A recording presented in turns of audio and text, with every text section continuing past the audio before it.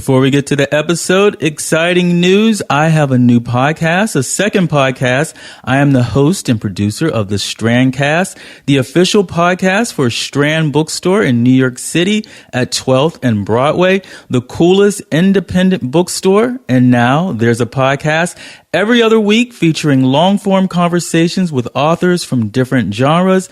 The Strandcast is available on iTunes and Stitcher. Just search for The Strandcast. Links will be in the show notes, of course, and make sure you subscribe so you never miss an episode. And now for the show.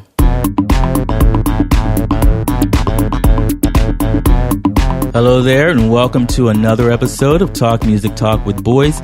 I am Boice, and this is my podcast you are checking out. Talk Music Talk is a weekly music interview podcast where I have long-form conversations with people connected to music from different genres and different backgrounds, both established and emerging singers, singer-songwriters, music therapists, music journalists. And on this new episode, I had the pleasure of speaking to Mikey Buishas. He has a solo project. He goes by 0 Stars, singer, songwriter, multi-instrumentalist. 0 Stars has a brand new album out. It is called Blowing on a Marshmallow in Perpetuity, one of my favorite albums of 2019. He is Brooklyn-based. I first heard of him and his music. He had a past band called Really Big Pinecone, recommended to me by past Talk Music Talk guest Natasha Jacobs. She has a great solo project, and she goes by Thelma. Link in the show notes, of course. In this conversation with Mikey, we talk about Really Big Pinecone and other past bands. We talk about his songwriting process, his song-a-days, his song-a-weeks. We discuss his photography. Plus, we talk about that 0 Stars album, Blowing on a Marshmallow in Perpetuity. After the conversation, you will hear one of my favorite songs from it, Round 2. And in the background, once you hear Mikey's dog in the background, sweet and friendly Laika barking just a little, does not take away from a great conversation. So here it is, without further ado, my interview with Mikey Buishas, 0 Stars. Enjoy. As we were talking before we started, we have a Natasha Jacobs connection. Because I was trying to figure out when I saw your email about your new album, like, okay, why is he familiar? Yeah. And then I had to like investigate, and I saw Really Big Pinecone is your previous group, or is that ongoing? Over? Yeah, it's over. Okay. And previous. Okay. How do you know Natasha? I don't even remember. Mm-hmm. I don't know if she knows either. I think because she highly recommended Really Big Pinecone. Yeah, I mean, we had played some shows in the past. Okay. I guess through friends of friends. Okay. Yeah. And Really Big Pinecone, was that the last album or the only album? It depends what you call an album. Okay. Collection of songs with the title. Yeah. There's the album called Really, Really Big Pinecone, which is just a joke on a self-titled album. But the most recent, which at this point was maybe 4 years ago or more, was called What I Said About the Pinecone. Okay. Which was hastily written and recorded, and there's maybe 5 or 6 tracks on that. But I guess there's an album, there's a vinyl kicking around somewhere. Okay. So. Okay, that's good. Yeah. And how long have you been making music? Songwriting or like playing songs? Okay, when did you start first? Book? What was your first I started playing piano when I was a kid. Okay. And hated that, and then started playing trumpet. Sort of started to like that, got into jazz. Hated jazz, got into guitar, started writing guitar songs. Okay. That was maybe 7 or 8 years ago. Okay. I guess. 7, 8 years ago. It seems like what? a long time. I feel like a novice in many ways, but 7, 8 years ago for what? First sort of starting to cobble together what felt like songs, or like sort of putting together what felt like my own language, and being like actually creative and not trying to sound like Miles Davis or whoever I was into. Why did you hate piano when you started? How old were you? Because I was a kid. I mean, I didn't hate it. I would just like run away when it was time for piano lessons. You know, like the practicing part. You know, how piano is taught. It's like, I wasn't into classical music, and I probably just wanted to like play Power Rangers at that age, which I couldn't have had a career in or have foreseen that a career in playing Power Rangers would have been impossible. But yeah, I just wanted to hang with friends at that point. And then I got back into it later when I got into jazz and like realized that music was fun and rewarding if you actually practiced and stuff. But yeah, like most kids, I just had like a super conservative piano teacher. Okay. Was there stuff that you were listening to you would have liked to learn to play that instead of having to do classical piano? Maybe. I mean, I wasn't into like, I don't think I was the kid that wanted to learn like the Star Wars theme or like whatever some of my piano students want to learn now. This is a long time ago. I don't know. I mean, it was just more like reading anything out of a book seemed like not what I wanted to be doing with my time. And I didn't understand, like, read out of a book for 5 or 10 or 15 years, and then you could, like, learn what chords are, and then you could put chords together, and, like, you could sing about your feel, like, whatever, like, the power of music can offer you. I, like, didn't obviously know about that as a 10 or 11 or 12-year-old or whatever. Okay. And how far is that between the piano and then trumpet, you said? I started playing trumpet in 5th grade, maybe. And you like the trumpet? It was like something cool to do in school at the time, and I got into jazz a little bit, and improvising was cool, and I liked using like my breath to make music. And maybe piano was a couple of years earlier than that. Okay. What was the jazz you liked? Pretty conventional stuff at the time, and until I sort of stopped listening. I still listen to stuff now. By conventional, I mean like nothing past 1970, pretty much like stopping with Ornette or somebody. But as a kid, just traditional, like the dad jazz or whatever they play on like the Spotify jazz. Is that smooth jazz? No, never. Chet Baker, Miles Davis, Bill Evans, like all the like cool Titans type jazz, cool guys, and then later into maybe crazier people. Never too crazy, but yeah. And then that lasted until basically I moved to New York and realized that jazz wasn't my language, or I felt like I was playing someone else's music or something.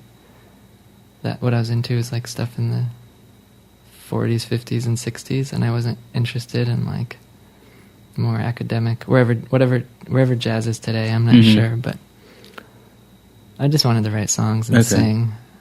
What was it about New York that it was the closest city to Boston where I was coming from? But what was it about New York that made you realize that? I think it was just, I had graduated and I was looking for apartments, and I was like putting ads on Craigslist saying like, I'll only practice trumpet 2 hours a day. And like no one was getting back to me. And then I was like, all right, maybe I'll just start practicing a little less. I think some of my friends then moved here and we started playing music, and I started writing songs about then. And I was like, whoa, this is way more fun to make like a song with 3 chords in it that lasts for 40 seconds than play over some like rhythm changes or whatever. Yeah. You know, the trick is to not mention the trumpet. I know. And then you just spring that on your roommates and you become that roommate. Oh, I thought you meant in this particular interview. Yeah. Yeah, you become that, oh God, I had this horrible roommate who would practice trumpet 2 hours a day. I had a silent mute and stuff, all these like ridiculous things. But more and more I was like sort of moving away from it anyway. I don't mean to put it on someone else that they wouldn't allow me to live in their apartment with my trumpet. It was a ticking time bomb. So the scene you got involved, was that like DIY Brooklyn club sounds glorified type scene? Is that what you were getting into? Yeah, I mean, I don't even know if I'd call it that. I was just playing and writing songs and with my friends on a 4-track and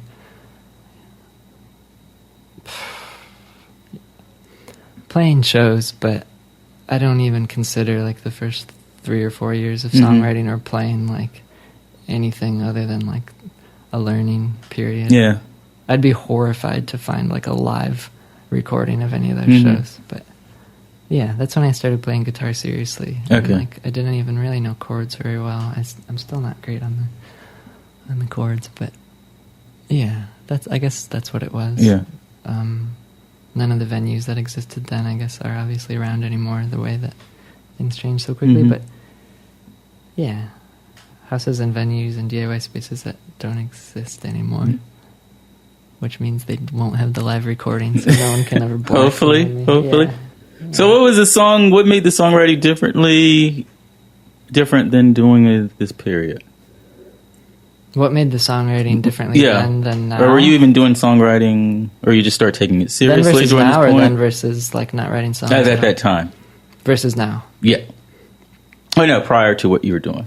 Why did I like to write songs? Yeah, at that point. I don't know. Okay. Because you hadn't been writing songs at all, or you just didn't like what you were writing? I listened to music that was like song based, and I obviously didn't grow up exclusively on jazz. And while I liked certain elements of jazz, you know, like lyrics alone. Okay, well, most jazz songs aren't about like your direct experience, or if, well, I mean, I don't know what's going on in jazz now, but it felt, as a genre itself, and especially as a trumpet player, it was limiting, and I wasn't gonna sing songs. I liked the guitar because it was cool, and it was cool to be in a band, and it was less academic and ostentatious. And I think maybe at the time I was getting into this idea of being like a total amateur and sort of relishing that and presenting this version of myself that's like sort of robbed of authority in presenting music that felt like it was maybe coming from a more genuine place, which may have been totally misguided, and I still fall into these same traps where I'm like, I don't want to learn anything else about like inversions of chords on the guitar, because then I'm going to fall into this like compositionally I'll fall into this trap where I see all the next chords that are made available to me and whatever. So I think at that time I was like, whoa, there's an infinite amount of material that could be generated if I reduce myself to a baby. Okay. Essentially. So I don't know if that makes particularly listenable music for anybody else, but at the time for me that was sort of my escape, exit strategy from jazz. So is it kind of like, if I don't know all these rules, then I'm free to see whatever happens?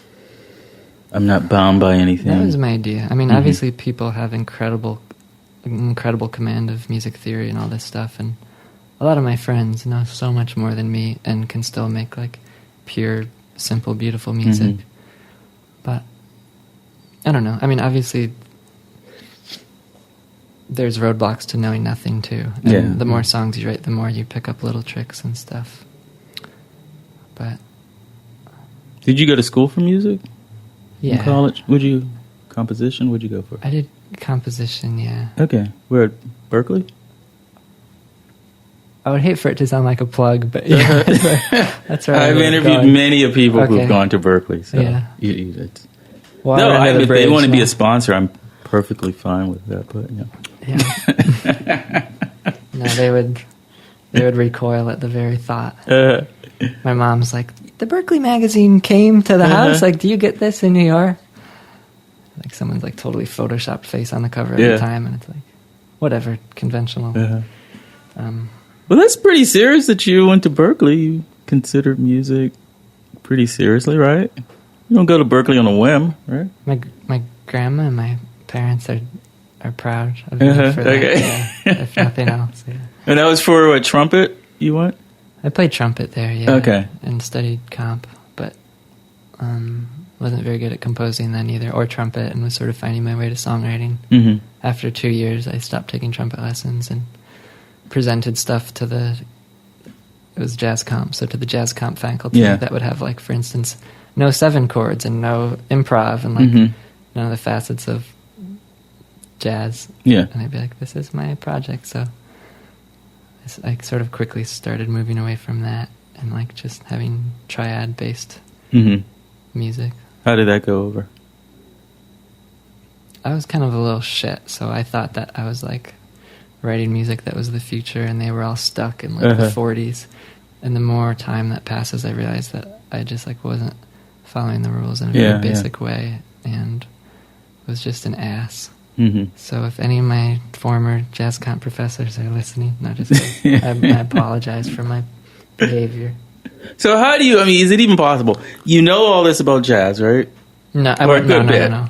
Or you know... I know a little bit. Yeah, okay. So you know a little bit, using your wording. Can you even truly let all that go as you're doing more pop stuff? You'd be surprised how little I know on guitar. Okay. Yeah. But the bass is a different instrument. I mean, it's shape-based for me. I don't know the notes. A lot of people don't. That's not, like, disqualifying in any way, obviously. But in terms of composition? I think my ear maybe gravitates towards more angular or weird, or maybe to other people borderline unlistenable things, and I end up gravitating towards things that don't group conveniently or easily into like 8-bar phrases.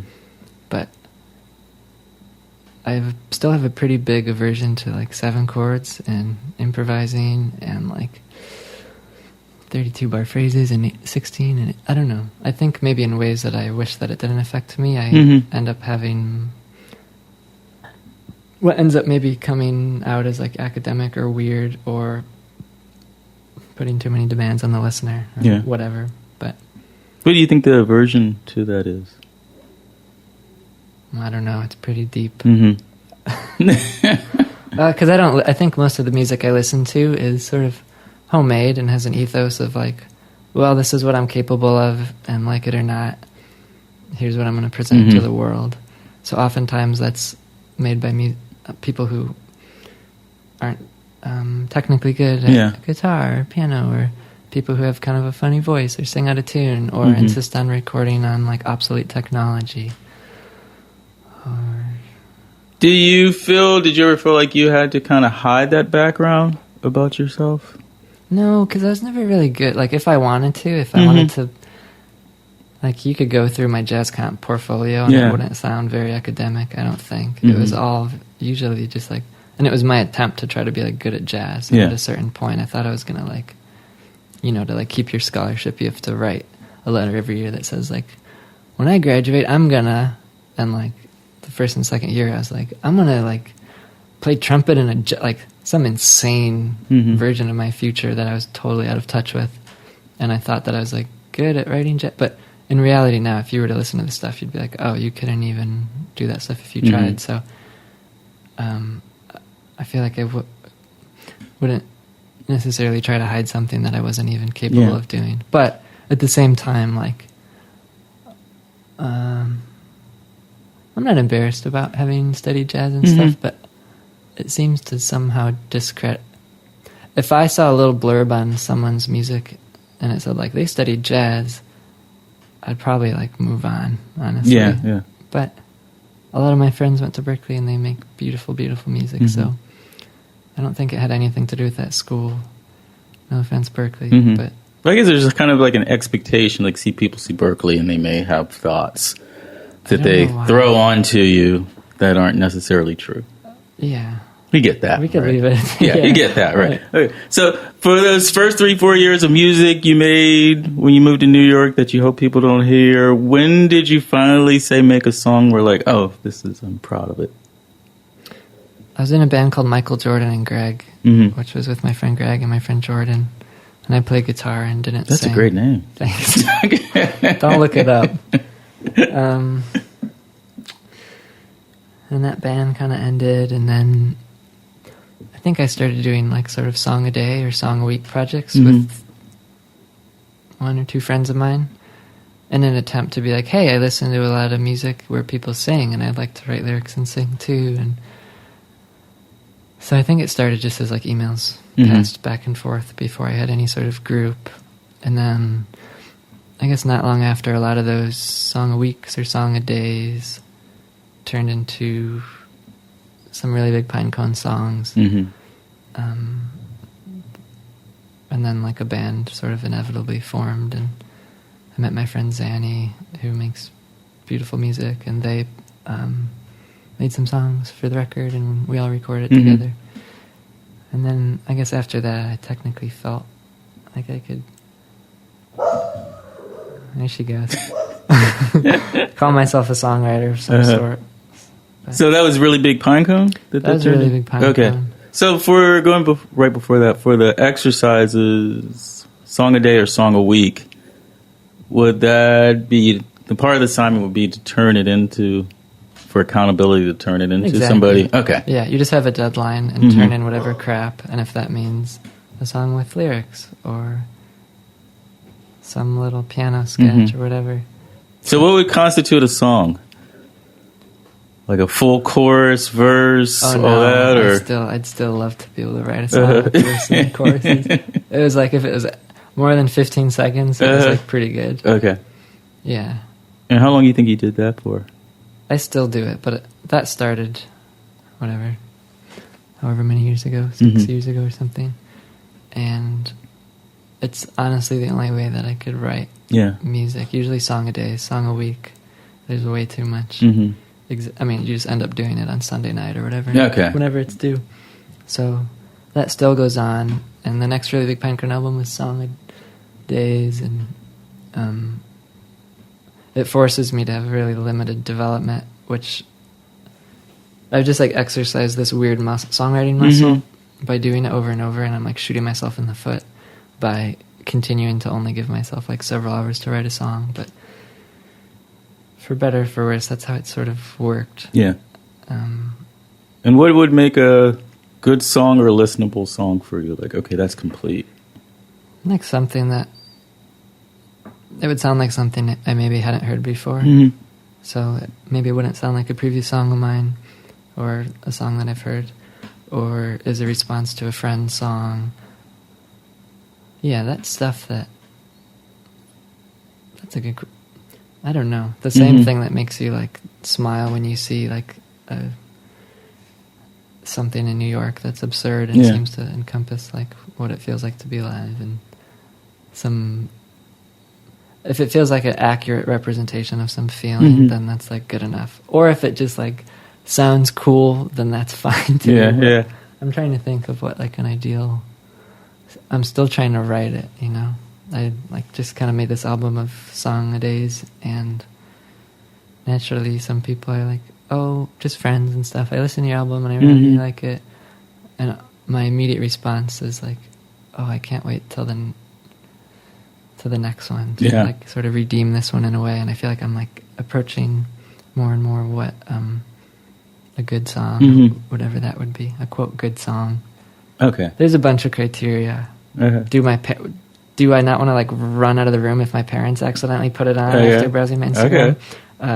Is it more than 1 minute and 30 seconds? That's like something I'm trying to beat. Can I physically sing the thing without wavering out of tune? Did I like record it so that it's listenable and not like full of hiss on the tape machine? Do I not want to never listen to it again after 10 listens? I could go on. But yeah. So if it passes all those things, then you can make it onto vinyl. No, if it passes all those things, it almost exists. What's on vinyl now is like what I could leave my sort of studio listening to in the car on my bike headphones and like kind of smile at the world for a second. And if that happened and I want to like repeat it, then there's some life in there. Okay. So from really Big Pinecone to the solo album, what happens musically between that? I have a band called Michael, which is a duo with my friend Michael. That's clarinet and guitar.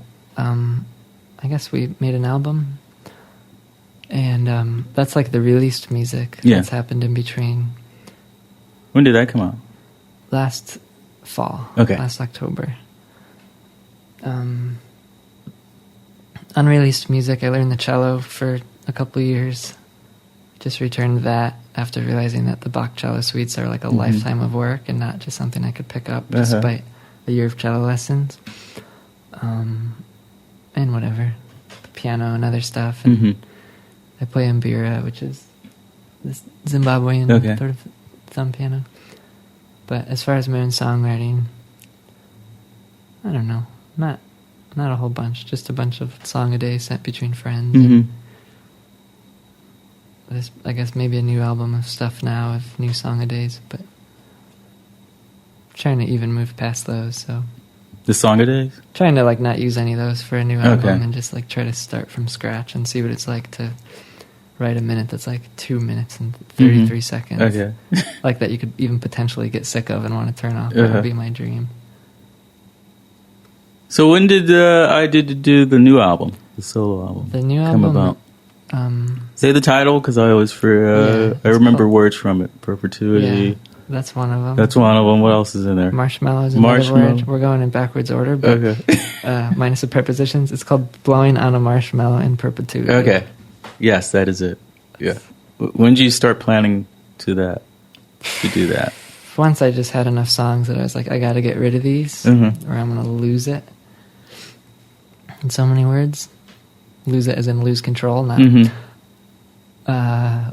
that you got to put those out before you can move on. Yeah, it was one of those things. This sounds very belittling of my own music and asking for validation, but in fact, that's what it was. So those had been brewing for, maybe the oldest one is 3 years old. No, 2 years. It feels like a long time. That's 24 months. Yeah. And song-a-day territory, that's like an eon. So they just... I think I just filled the tape on my reel-to-reel, and I was like, okay, let me deposit these on a computer. And I guess that was 6 months ago or so. Yeah. Some friends of mine were generous enough to press a vinyl of it. I don't know if that was a good idea or not, but they did that, and then now it's out of my hands, and I assembled a sort of band of friends, and we're going to try to play it live in a couple of weeks. Okay. How do you feel about the album? Do you see it as an album, or is it just like these songs I put together? Like, are there similar themes or things you return to? Like, does it feel like an album? I should be able to have the hindsight at this point. I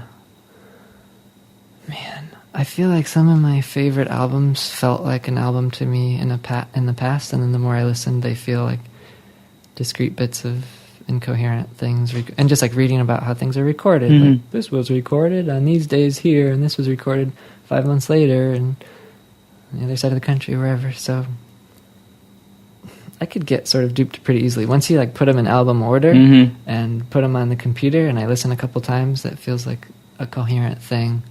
They're all from a similar time. There's similar thematic themes and lyrical themes that'll probably follow me till I die, so that'll maybe make any collection of songs on like an album. But this album has like things that I didn't intend to play live, like a pump organ and cello and xylophone and trumpet and flutes and stuff. So there's like some sort of band and orchestra stuff that maybe wouldn't exist on any further or previous release. But it's go on. Whether or not that makes them coherent and album-like or whatever, I'm not sure. But what are some of those themes you keep writing about? Lyrically? Yeah. Oh, gosh. Pick one. No, it's not even... I don't even know. I feel like that question is asking, like, what I did on a particular day in the past, recounting moment by moment.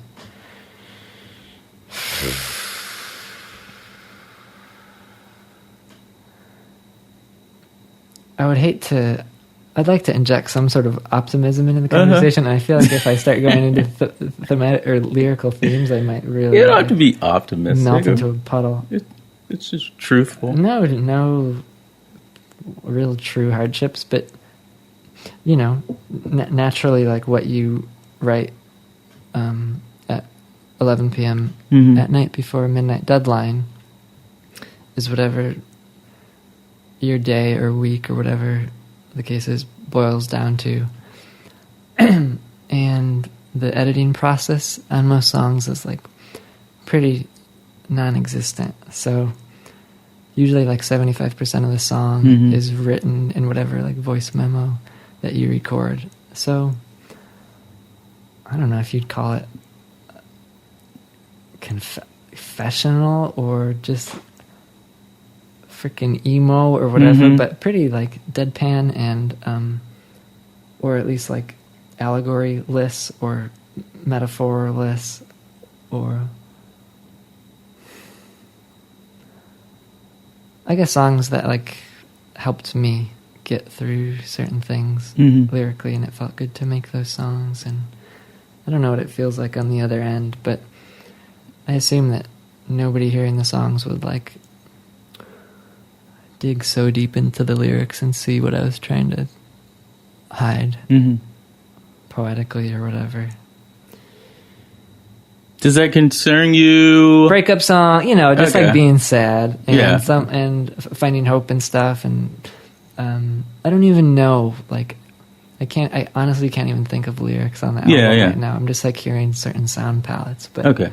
I think just generally, like, the songs that I'd be super pumped about would be like, yeah, that's a heartbreaker. Or like, I hope somebody will cry when they hear this song. Yeah.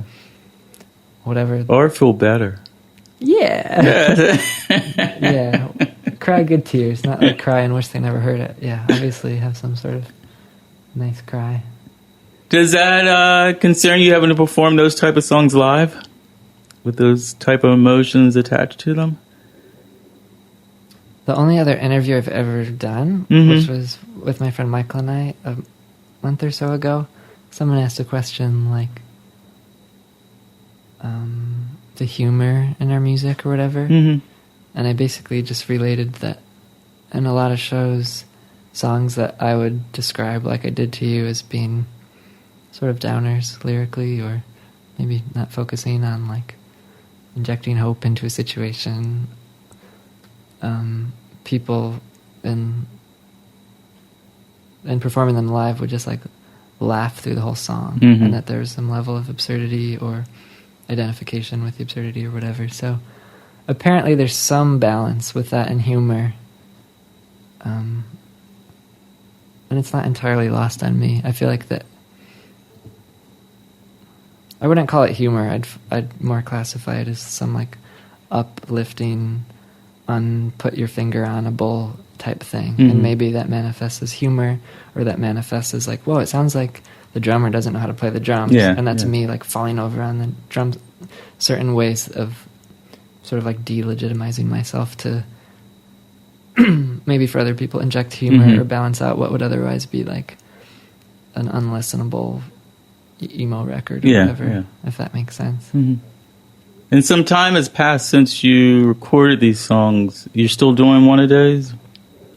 No. Okay. That would be a feat. I mean, my friend Nick, who we talked about earlier, was, he's still doing it. And there's a song of Week Club, which is a secret band camp with, I don't know, maybe 20 or 30 people. Yeah. And that started a couple of months ago.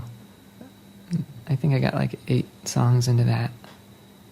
And then started writing this new Michael album.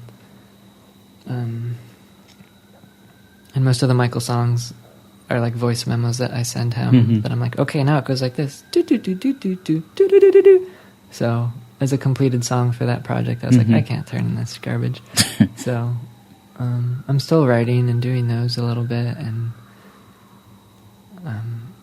but no, I'm not being held accountable to anybody by this point, which means I'm naturally writing less. But okay, you don't get kicked out. If you miss a week, you just join back in whenever you want. So, yeah. In the midst of all this, you also a photographer. How'd you know that? Oh, there's a camera in your front website. of you. Well, Oh, okay, wow. yeah, the camera in front of me. No, your website. Yeah. Okay. Yeah. I have a crackpot team of researchers. You must, 'cause that must be the last. Well, there's only one Mikey Buishas in the whole freaking world, maybe. So if you search that, there's, I guess SEO would put that at the top of the. I take pictures of people mainly, because it makes me happy, and I realized that I did it a long time ago and sort of got into it again through Instagram and picked up a film camera again. And I don't know, this city is just so full of such beauty and absurdity 24/7, and it's so reassuring to go out and be able to harness some of that. And like, if you could commit it to film and have a picture of a beautiful event or person or whatever, then that it turned out that was like significant fuel for me to sort of manage the city in a way and not get eaten up by it. So yeah, photography is part of that, and I have other sort of distractions or diversions that keep me busy, as my grandma would say. There's collage. That's old. No, the collage is old. That was just because I happened upon a massive trove of Nat Geos. So for the photography, is there any connection to how that makes you feel with music? Is there any overlapping there? They come from different places, same place? Obviously, at least with street photography, it's out of your hands what you do. I don't know if I draw any parallels other than in both media, I feel totally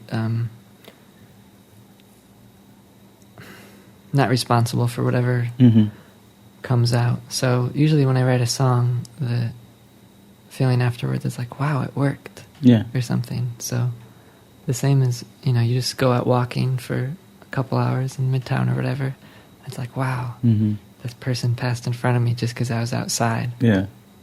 Or just because I sat down and made myself pick up the guitar for a little bit. I made a cool chord progression or whatever. At times both feel like I'm floundering and wondering why I'm doing it, and then you just get a little taste of the possibilities and get inspired by their music and photographers and stuff. But yeah, the past couple of weeks I haven't taken a bunch of photos, and I go through sort of periods of doing different stuff. Now I'm getting back into music again. But what's something that catches your eye? Is there something things that catch your eye or connect it in some way that excites you? For photography? I'm learning so much. It used to just be something interesting compositionally. Then it was an interesting character. And then it felt manipulative to just get this one character who, whatever, had a funny t-shirt or was doing something interesting. And then it became more about the sort of dance of the movements in the street. And usually it's something that makes me want to sort of smile and cry at the same time. That just seems to embody what it actually feels like to be in New York. So a lot of that is just the crazy stuff that happens on the side. I don't mean crazy stuff. I mean the tiniest thing that you could notice on the subway, and being able to be a witness to that generates hope in its own way. Or on the street, I don't know. I'm still trying to locate that. When you ask me what the ideal song is, it's moving around, but something that resonates on a level that you don't need to think about, maybe and justify. Say oh, that's good because it has an 8-bar verse and an 8-bar chorus, and then the pre-chorus happens at the perfect 43-second mark. This photo uses mise en scène, or whatever you would say in a photo class about a proper photograph. It's just the absurdity of New York. I think that's it. Is that eye...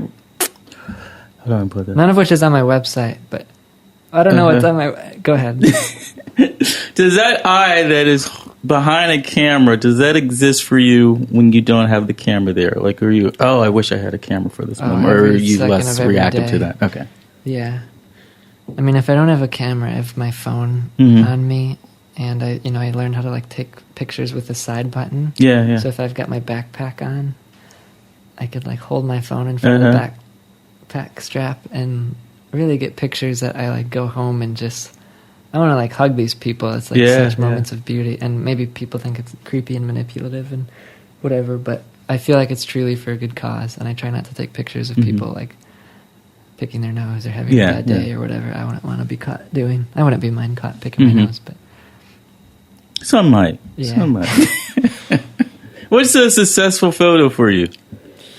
Do you know that when you're taking it, or once you look back through everything, they may need to be cropped or something like that?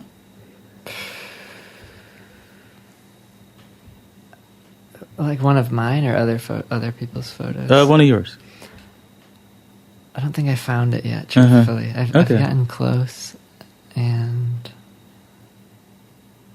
usually there's more than one thing going on, occupying like all four corners of the space. I don't know. It's the type of thing that's like, why do you like this song? Mm-hmm. And I wish I had the vocabulary to articulate, like, oh, this feels good, like, right here. And you point it to your gut. Yeah. I don't know. You'd think if I were able to label that, then I could then move forward and create a perfect photo or a perfect song. But part of me also feels like the day that I like feel like I figured it out, I'll move on to something else. Okay, I get that. And let's say wrapping up for the album, I think it's wonderful. Cool. See, you know what I like about the short album? You can listen to it like 2-3 times in one sitting. Yeah. So ever since you've sent the email, I've been listening to it multiple times. So it doesn't feel short. I mean, I saw like how many minutes. It's like 20-something minutes. Yeah. And I was like, wow, it's that short. But it doesn't feel like that. It feels like a full album. It feels dense. Yeah. It feels like borderline too long to me. Oh, really? Okay. Well, there's a lot of songs. And maybe.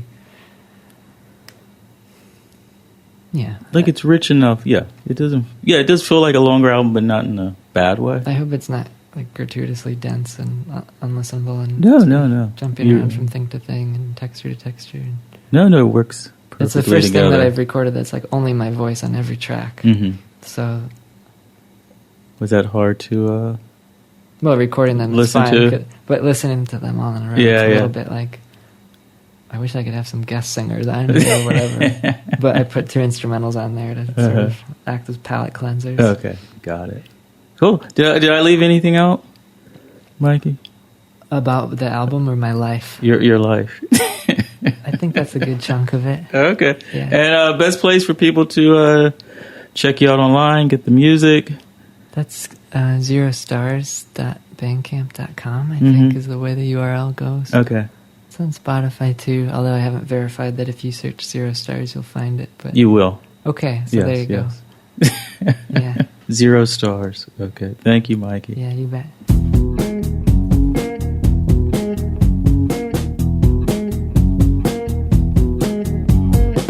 Where is that point of no return? The bridge I built just burn, burn, burn.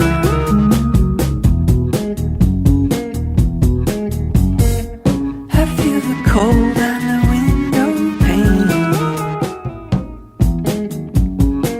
Bike by your house and know that I'm to blame. No one's what I said, but I hope you know I meant something more like a yes when you asked me if I thought there would be another time, like in 5 or 10 years when we could go for round 2 like crown 1 never happened.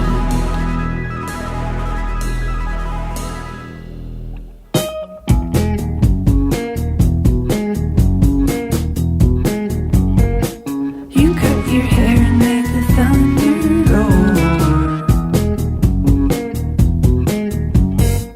The rain came down, but then you asked for more.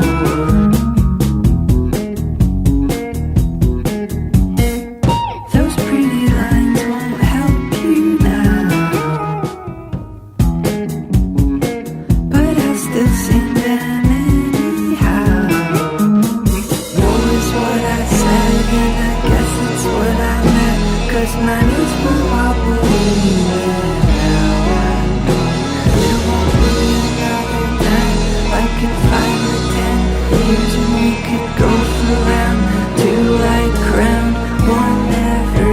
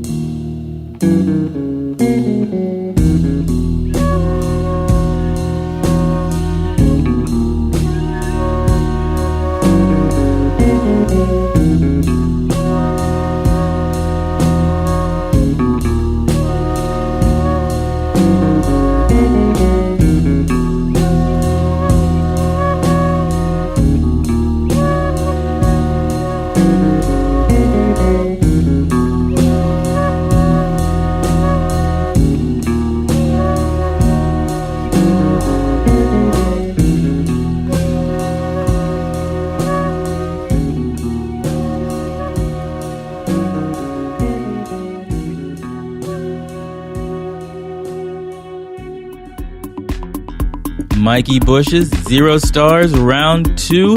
Hear the album on Spotify, own it on Bandcamp, link in the show notes, of course. Some light housekeeping for you. Talk Music Talk has a website, talkmusictalk.com, for more podcast information and to stream every single episode. I am also on social media on Instagram, Twitter, Facebook at This Is Boice, and some special requests for you. Subscribe to the podcast on iTunes, Stitcher Radio, Spotify, iHeartRadio, Google Play, and many other places. Just search for Talk Music Talk with Boice. Please leave a 5-star rating and or review while you are there, wherever you happen to be listening, because it helps to grow the Talk Music Talk audience. And there is also a Talk Music Talk app. It is free wherever you like to get your apps. Again, just search for Talk Music Talk with Boice. And don't forget the Strandcast, my other podcast, the official podcast of Strand Bookstore, located at 12th and Broadway in New York City. Link in the show notes. Thank you so much for listening. Until next time, and there will be a next time. This one's for you, Liz.